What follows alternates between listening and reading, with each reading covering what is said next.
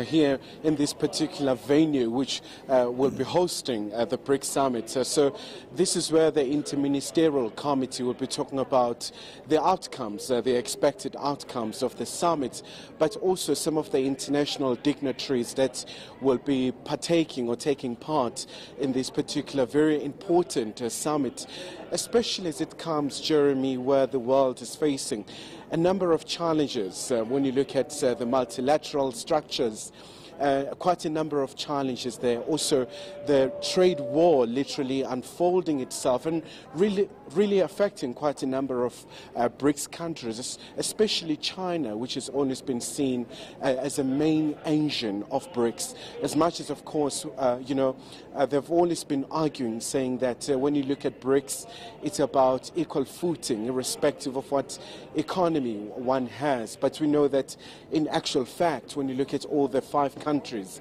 China seems to have a lion's share in terms of the economic power. And Khayelihle, the delegates, no doubt, over the duration of the conference will have an opportunity not only to reflect on the successes, but the track record at times has been patchy. There have been many failures.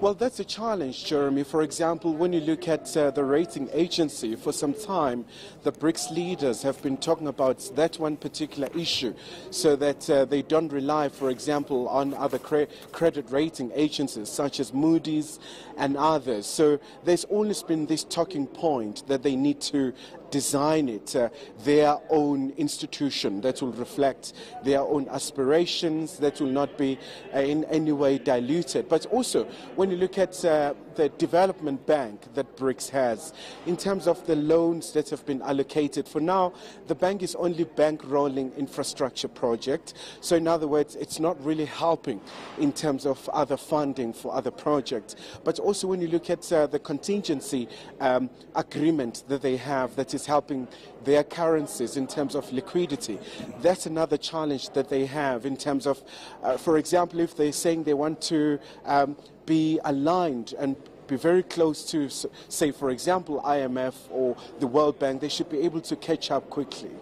And I'm assuming this will also give South Africa an opportunity over the next couple of days to reflect deeply and inwardly on its own role within this particular grouping.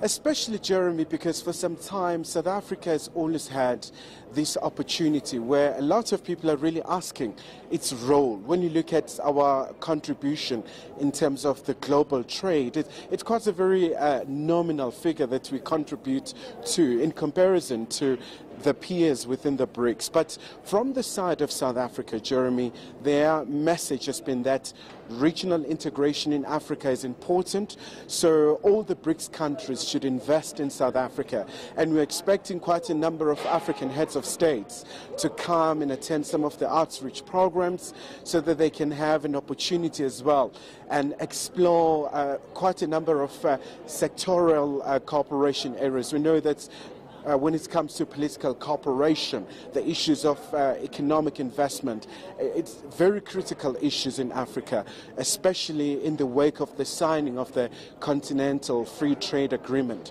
So a lot of African countries are looking at South Africa to really just be able to punch above its weight and be able to rope them in terms of making sure that in terms of the trade, the investment, there are also benefits. But also more importantly, Jeremy, we know that, for example, Chinese President Xi Jinping will be landing in South Africa, so he will have also a bilateral meeting with South Africa's President Cyril Ramaphosa, and quite a number of deals will be signed just on the eve of the BRICS Summit.